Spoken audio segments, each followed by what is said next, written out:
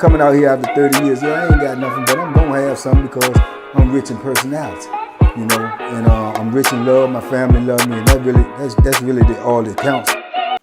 Shout out to everybody out there on Team Banky Pound, man. I appreciate the love. Bam, bam, bam, boom, boom, boom, boom. Appreciate the support.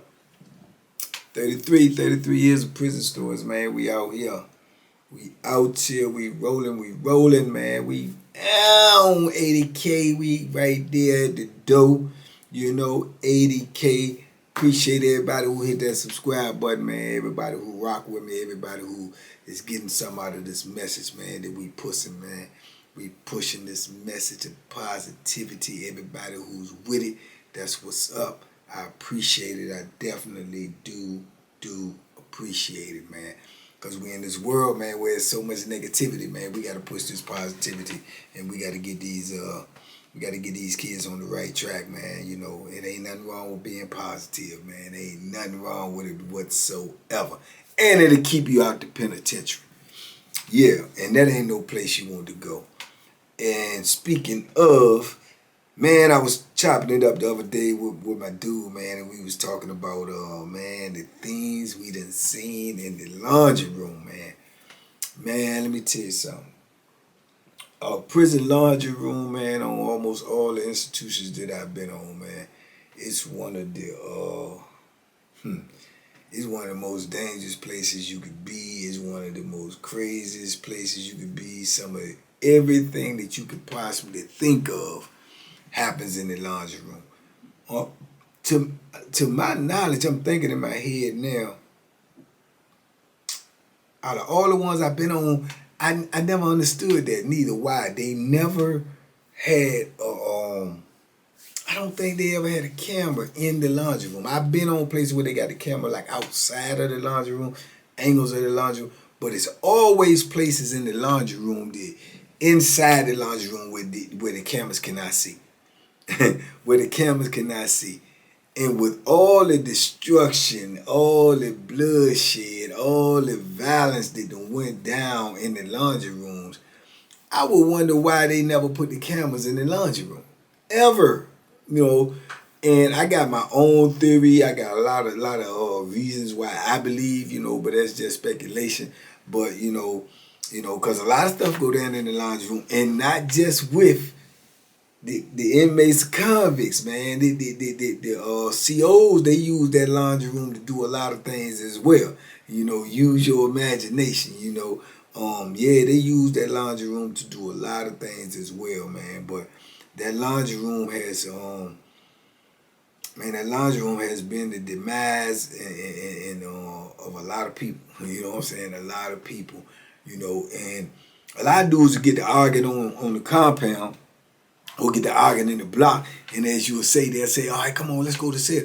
But a lot of dudes say, let's go to the laundry room, because that's a neutral territory. If you go in somebody's cell and you get the rumbling or whatever and you get hurt, you know what I'm saying, or they hurt you or whatever the case may be, whoever is in that cell is in extra trouble. Whoever is outside of where they supposed to be. If you in somebody else's cell, you know, if y'all get the rumbling, somebody get stabbed up, hit up or whatever with the Bethlehem, I mean, everybody's late.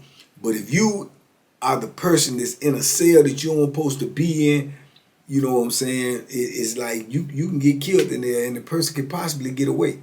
See what I'm saying? So when you take that to the neutral ground, to the laundry room, then both of y'all there, you know what I'm saying, anything happens. And man, over the years I done seen some wicked battles, man, in that laundry room. I'm talking about with fisticuff, with the Bethlehem, with the locks in the sock, with weights, everything you could think of. Dudes, you know, go back there and dudes used to have weapons back there in the laundry room all the time, just in case somebody called them back to the laundry room. I come on in the laundry room, let's go. And they go back there, they got a stash back there. So a lot of dudes used to go back there in the laundry room and be looking around and everything when they back there by themselves, trying to find, you know, them Bethlehems is hid back there. You know, dudes had the sack back there. Dudes had phones back there. So dudes would be going back there looking around, and the police go back there and look a lot too. But man, I mean, dudes be creative, man. They be super creative. But normally, man, it's them head up rumbles, man, where a dude, if he man enough and he beefing with you or whatever, and you beefing with him, you say, come on back in the laundry room. Ain't nobody out back there but you and them. They'll tell the laundry person, go ahead on out. Ain't nobody back there but you and them. So can't nobody jump. You can't nobody double bank. You can't, it's mano a mano. You know, now just like anywhere else, like I told y'all before, don't call nobody back there if you ain't ready. If you ain't certain of victory, don't call nobody back there, man. Because when you go back there and you back there by yourself, and it starts going down, you know, prison is like that, man. I told you, you know, somebody get you, you know, physically get out on you, man. They gonna extra shine on you because they not just beating you just because of whatever beef you got. They trying to put a statement on you for the rest of the people that's watching. The rest of the people that's gonna be having their eyes on it and see what's going on. You see two dudes go back in the laundry room and get ready to rumble, and they go back there and they rumble. When them doors pop for you, everybody see them going back there, you can rest assured when them doors pop for them to come back out there, everybody in the block, if they looking over here, when you come back in there, them doors pop, they looking. Because they want to see who coming out first, who coming out bust up, who coming out with blood dripping, who coming, you know, and sometimes two go back there, one come out. Two go back there, one come out. They had to go back there and carry the next man out, you know, so yeah, it be happening like that, man. And I done seen some terrible rumbles back there, man. Some terrible, and I done seen a lot of dudes go back there and thought they was gonna come out, you know, with a victory and came out with a L, a big L. You know what I'm saying? Big mistake going, big mistake going back there, man. I remember my homeboy went back there. He arguing with the dude, and this crazy because he arguing with the dude, and the dude name is Dude. That's the only dude I ever ran across whose name was Dude. His name was Dude. And Dude was a big dude, you know what I'm saying? You know, no pun intended. He was a big dude. So, but Dude was, you know, Dude was young, but he was into that, you know, that flammery. You know, he was messing with the peoples and whatnot. Now, my homeboy, he liked the peoples as well, but the people won't really leave and do, but the peoples was you know, tricking and trading, doing what they do with other people. So he done got caught up. So in his mind, I'm thinking in his mind, he want to get rid of Dude. You know what I'm saying? But Dude ain't going away. And Dude a quiet guy. He don't talk that much. He don't say nothing. He low key. He just a big dude. He be walking around. Everybody know what he into because he in the cell with the peoples or whatever. But he low key, he quiet. He one of them dudes that don't talk a lot. But he was a young dude. He just was big. Man, my homeboy got the jigging at him and kept on because my homeboy actually was the laundryman. See what I'm saying? So that's how he was, you know, creeping around with Dude people because they go back there with the laundry. You know, like I said, when you back there with the laundry person can get you back there and get the door closed and can't nobody come back there because it's really their work area.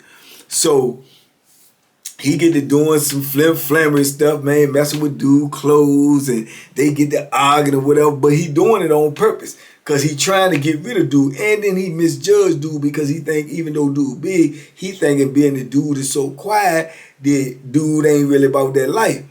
Well, he was sadly mistaken. He was sadly mistaken, and it almost cost him more than he was willing to pay because he got to messing with Dude laundry and Dude started having stuff missing out his laundry, so Dude pull up on him. You know what I'm saying? I mean, where my stuff at, man? I'm missing you know, pair of socks, shorts, whatever, you know, whatever the case may be. So he don't get fly with the dude. He said, man, look, man, I put everything in there, man. I ain't take nothing out there. I ain't trying to hurt none of that, man. And Dude like, hold on, man, who you talking to? He said, I'm talking to you. He's like, man, I ain't trying to hurt all of that, man. I need my laundry, man. You got to find my stuff. I ain't got to find nothing. You know what I'm saying? He said, oh, you gonna find it? I'll go back there and get it myself. So he said, oh, no, don't go back there. Don't go back there messing with nothing. He said, oh, I'm going back there. So he raised his joint to get the door open. So people seeing the altercation, the argument. So he get the door open, so he going back there. So he's saying something to him like he trying to stop him. So Dude said, man, what's up? You trying to see me? He said, yeah, you trying to see me? He was like, yeah, all right, come on, go back there, get the door. They get the door open, they go back there. The door is closed. Man, man, they back there for about a good 10 minutes, man. 10, 15 minutes. That's a long time. If you in a rumble, 10, 15 minutes is an eternity. You know what I'm saying? It's an eternity. What is it? 3, 6, 9, 12? Man, that's 5 rounds in boxing. That's 5 rounds in boxing with no break. You see what I'm saying? Even in boxing, you get a break. It's 3-minute rounds. That's 5 rounds in boxing with no break. So a 15-minute rumble is, you know, you in a fight for your life. And then when you ain't got nobody back there to help you, you are literally in a fight for your life. Man, he went back there with dude, man. He had little boxing skills, so I guess he figured that was gonna help him. Man, he was sadly mistaken, man. When they bust them doors open, man, 15 minutes later come from back there, man, dude came from back there looking like he ain't had a scratch on him. He looked like he ain't had a scratch on him, man. Dude looked like he just came from church, man. You know what I'm saying? Same stoic face, same expression and everything. Walked on across the joint, went on upstairs. So everybody waiting, you know what I'm saying, for my little homeboy to come out. He don't come out, you know what I'm saying? Even though he worked back there, he don't come out. So dude go back there and check on him. My other little homeboy, he go back there and check on him. He back there about 5 minutes. He come back there and get me. He said, man, come on back. We go back there and look. Man, he back there bust up. I'm talking about he's eyes swollen, lip bust, nose bleeding, shirt ripped, blood all on you everywhere. I'm like, man, what happened? You know, oh, he ain't want to fight. He want to wrestle. He want to grab me and slam me all there and stuff like that. He don't want to stand up and fight like a man. We in prison. Man, what you think? Man, he might can't box. But obviously he know how to do something, man. You know what, man? Could have killed you back here, man. You back here with this big dude by yourself. You ain't got nail weapon back here. You work back here, and you ain't got nail weapon. Man, they be coming back here, shaking the joint down. You know if they find something back here, I'm going to get the charge. Okay.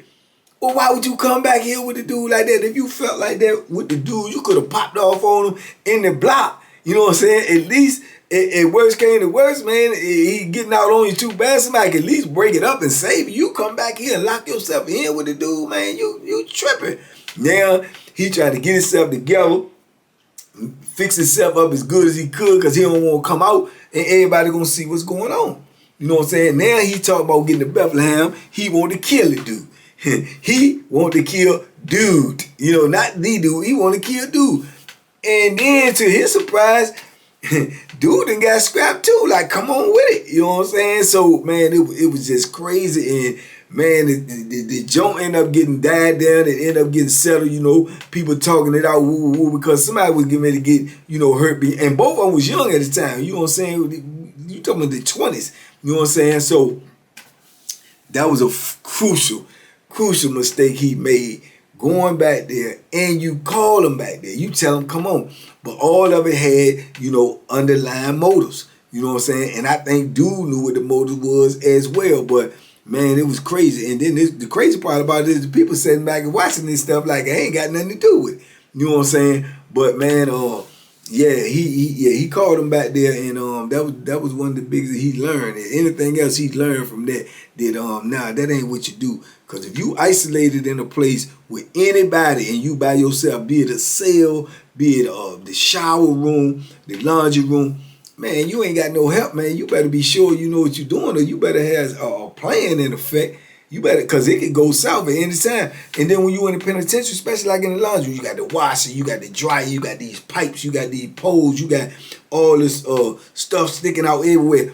You hit your head on anything in there, you hit your arm, you fall on something, man, you hurt. You know what I'm saying? You can't go down on the ground when you rumbling, and when you rumbling against somebody for your life.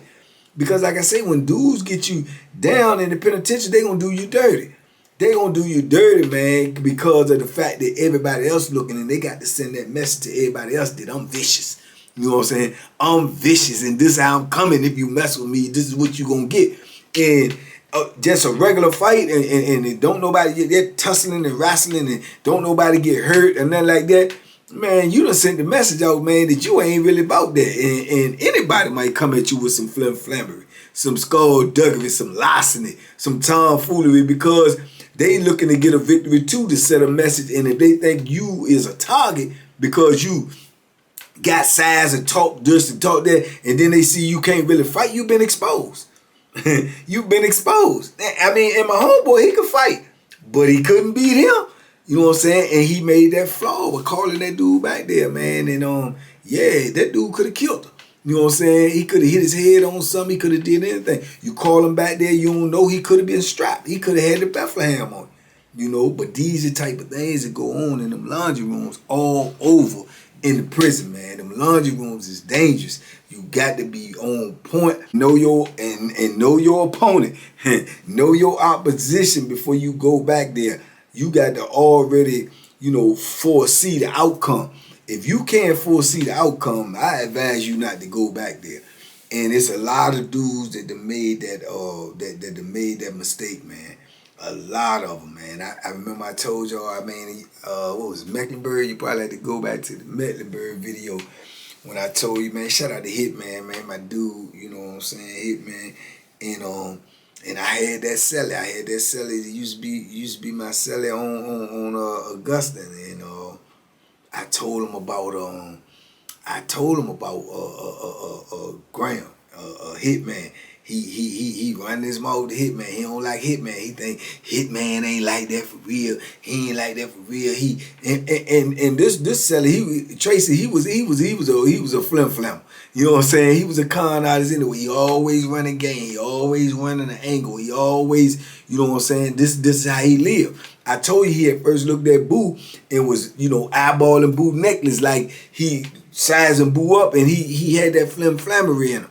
And Boo got mad because Boo wanted me to set him up. Send him on to get it. Send him to get it. You know, Boo would have fixed him. I saved him. I spared him then. So he should have known that my word was good, even though I know you're a flim-flammer. Just the fact that you was in the cell with me, I'm still ain't going to give you no faulty information. So he steady beeping, running his mouth with Graham, but he's seeing the Hitman is like, you know, laughing at him. Hitman be laid back because Hitman don't be looking for no problems. But Hitman gonna handle all problems that come his way. Believe that. Keep saying slick stuff to Graham, and Graham keep laughing him off like, yeah, okay, all right. And that just fueled his fire. See, that'll do that. A lot of dudes will do that, man. They'll get it in their head that if the louder they talk or the tougher they talk, and you stay humble and you don't meet force with force, then you soft. You know what I'm saying? Then you scared. Then you intimidated. But that's not the case, man. It be the quiet ones. It be the ones that's laid back. Them be the ones that's going to put that real work in on you, man. The ones that you don't think is going to do it is going to be the ones that do it. A lot of people see dudes in prison, you know. Me and my brother Chris, shout out to Chris, man. Chris Turner, my brother, man. We were just having that conversation the other night, man. We were saying that, man, it don't, and it's like that in prison. It don't be the ones you see that got all the tattoos on their forehead and, you know, the big old muscles and, you know, the gold tooth and the dreads and all that. They look crazy from the visual. They look, oh, this dude crazy, right? He might keep it. And sometimes that is the case. Sometimes it is the case, but more often than most is not the case. It be the quiet, nerdy looking, minding their own business, don't bother you type of dude is going to be the one that's going to send you to the upper room.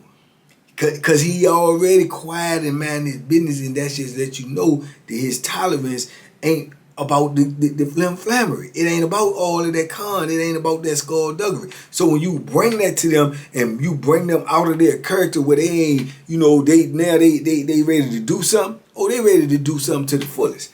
You know, they ready to do something to the fullest. They ready to go the extra mile and really give you that work, you know. And a lot of dudes are misconstrued that. And see, that's what Tracy did. Tracy thinking that the Hitman is scared of. So, man, they get into it one day over some foolishness, you know, whatever it was Tracy started, because he steady pushing at him like, and he know the Hitman got a reputation. So being that he think in his mind that he got Hitman shook and Hitman got a reputation, his mind, he get out on Hitman, he got the reputation because he the one that's new on the camp.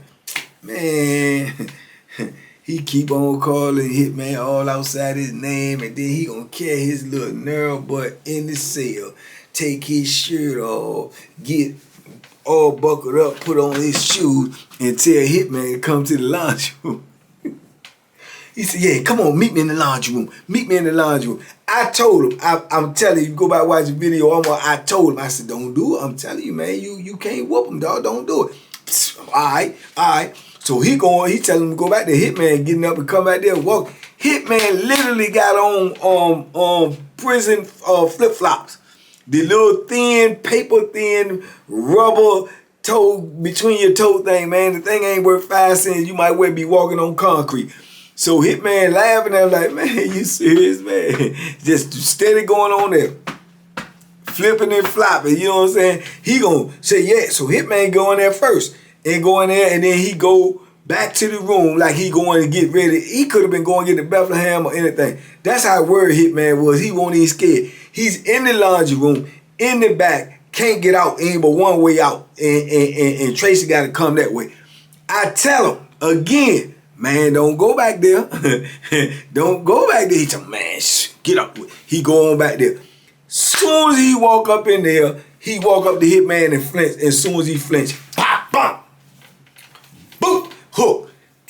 Turned his whole head around. You know what I'm saying? He tried to dive in and grab him. Hitman put his fingers in his eyes, was squeezing his eyes and squeezing so hard because he tried to wrestle.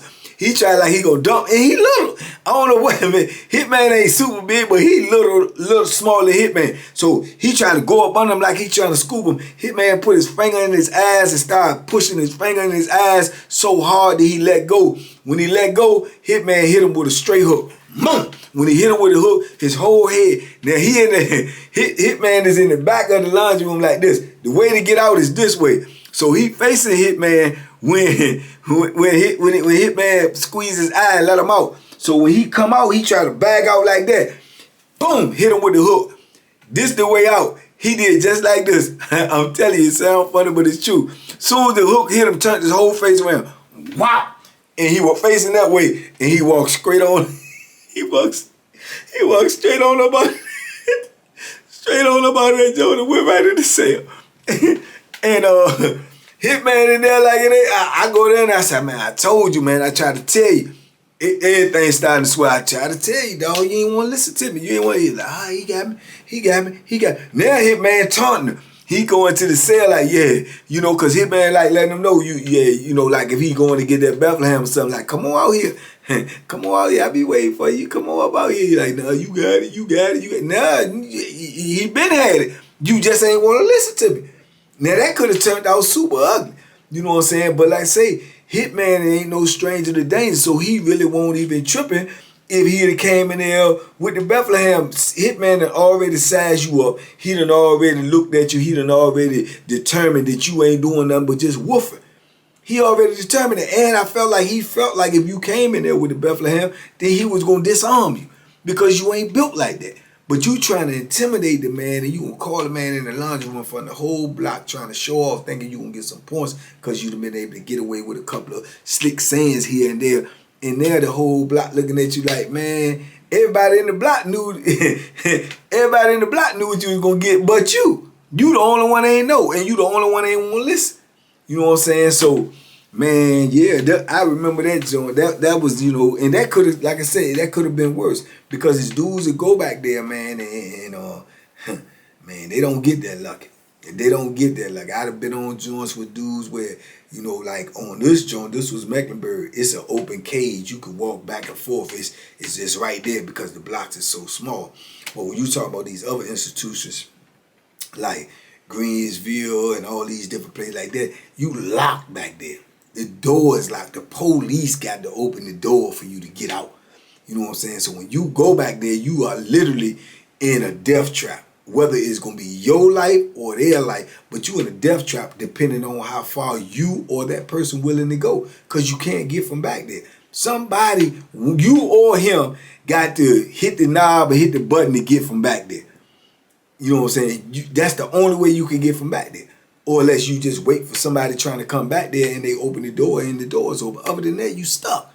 I've seen dudes go back there with the intent to fight, thinking they going to fight. And when they went back there, pull that Bethlehem out and lit him up. A couple of people lit him up. I remember one dude, he laid on the door, this sliding door that opened, bleeding everywhere. And dude standing over top of him with the knife because it ain't no way. He know he caught.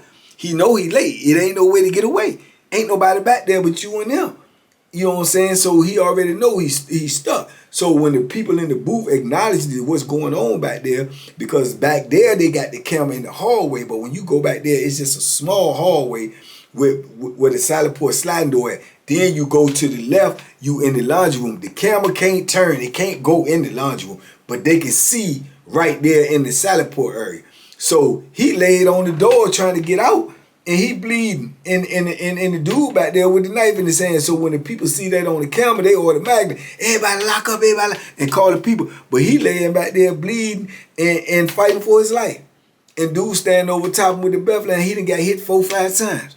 You see what I'm saying? But you went back there thinking that you gonna rumble. It ain't gonna turn out like that all the time.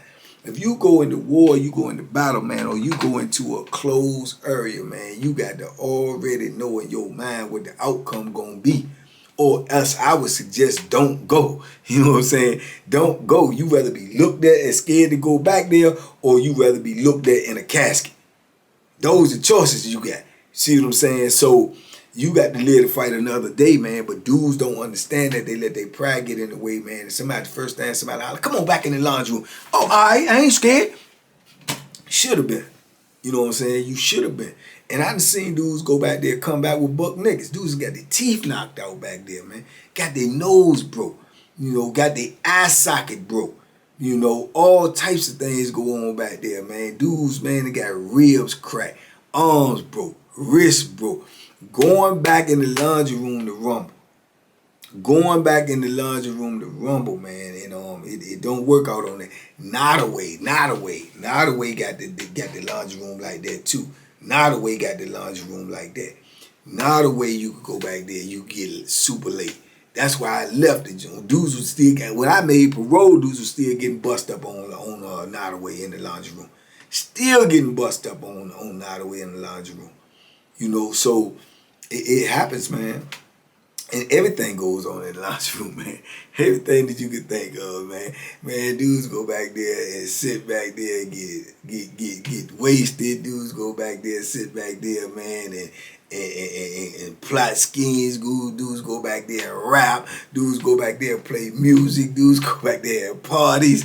I mean, it just goes on in the laundry room, man. The laundry room is the boom boom room, man. The laundry room is the boom boom room, man. Everything you could think of, there's got to be outside, out of the sight of the police. It be in the laundry room. And there's nowhere in the world that they don't know.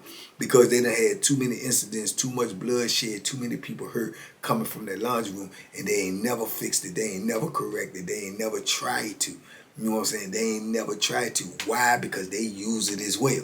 You know, you got a male CO and a female CO at nighttime on the night shift. For most all inmates, 99% of all inmates is locked in their cell. So all of them is accounted for. So they sneak on back there, go to sleep. They sneak on back there, get their freak on. They sneak back there, do all types of stuff. And so that's why it behooves them not to have a camera back there. Because it's not they really worry about the safety of us back there. They worried about getting caught with them lacking on their job back there. This is what they use to be hiding and getting away, you know. And yeah, man. But that laundry room, man, people done got done in, you know, accepting that walk, that challenge to meet me in the laundry room. Nah, you better not go unless you know what you're doing. If you know you're coming out, and if you don't know you're coming from back there, it ain't no need to go back there, you know. And yeah, man, but you know, I've had few, not too many incidents back there, but all of my incidents back there been, you know, straight fist, no Bethlehem, you know, and yeah, they ain't last too long. Cause like I say, I already know. I already know if you call me back there, you know, or you get slick when we already back there. I already know. I'm not going back there to talk. I'm not going back there to negotiate or nothing. I'm coming back there, guns a-blazing. I already know what I'm going back there for. You know what I'm saying? So dudes get that in their head, they go back there and then they get outside of everybody in the block and they get back there. Like, I mean, what's up, man? What you screaming on me out there? You ain't got time for all of that. You know what I'm saying? Dude ain't call you back there for that. If the energy out there was like that, it's supposed to be the same energy back there. When you get back there, you need to start swinging. Soon as the doors close, as soon as y'all out the way of the camera, you need to go ahead on and start putting in some work, or somebody might start putting in some work on you. That's just how it go. But man, dudes who that ego, man, is the word about what the block is thinking. The block, you probably ain't got 6 friends in there to be your pallbearers. You know what I'm saying? So why is you worried about what they thinking? You know, and dudes get caught up in that, man. They get caught up in that, man, and it be to the destruction of a lot of them. You know, it be to the destruction of a lot of them, man. Not calculating their odds and not acknowledging what's going on. Especially these young dudes that's coming in there. They come in there and they let their ego get in. Oh, you ain't gonna talk to me like that. Oh, look, come on, let's go in the lounge. You don't know nothing about the lounge. You just heard other people saying it. You know what I'm saying? You don't even understand. You could be walking into a death trap and you calling people back there, man. So, yeah, man. But if I sit back and think about it, I just wanted to get that off today, man. But I sit back and think about it, man. I can tell y'all some laundry room stories, man. I'm talking about all the way from COs to convicts, inmates, everything. Man, like I say, you know, dudes run my COs in the laundry room. You know what I'm saying? Dudes get their thing on with the females that they might got in the laundry room. It's the laundry room, man. You know what I'm saying? Laundry room is the boom, boom, boom, man. It goes down in there. But anyway, man, I'm going to wrap this up, man. Y'all talk to me, man. I talk back. Let me know in the comments, man, what y'all think, man. And if y'all want some more stuff that happen in that laundry room, y'all let me know. But like I say, man, it's a blessing in every lesson, man. A blessing in every lesson. And the blessing is, man, that you got to take heed to your surroundings, man. If you don't take heed to your surroundings, man, it could be your demise. And that is amplified in the penitentiary, man. It's amplified in the penitentiary. And the blessing is, man, the signs is right there in front of you. You know what I'm saying? The signs is right there in front of you. You just got to read them. You got to pay attention, man. You see dudes come from back there, man, you know, bleeding. You see dudes come from back there, man, hurt. You see dudes get carried from back there. So, you know, the blessing is, man, that, you know, you ain't got to be one of them. You got to think. Watch the signs around you, man, and when you able to process that type of stuff. And a lot of dudes have. I seen dudes decline, man. I ain't going back there. You want to do something to me, you do it right here.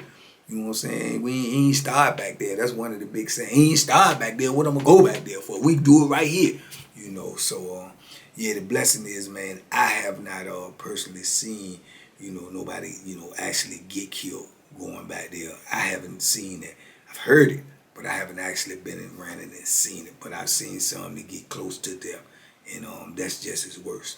But anyway, man, y'all be safe out there, man. Be smart, make good decisions, man. I see y'all in about 24 hours, probably even less if you tap into the morning mud where we be cutting up, talking about Coffee Keith, and we be tipping cups, man. Big love out there, man. We on the road to 100K. Let's get it. Peace and love. Y'all be safe. Boom, boom, boom, boom, boom. Duck them hooks, man. And duck them laundry rooms. Boom, they dangerous. Bow.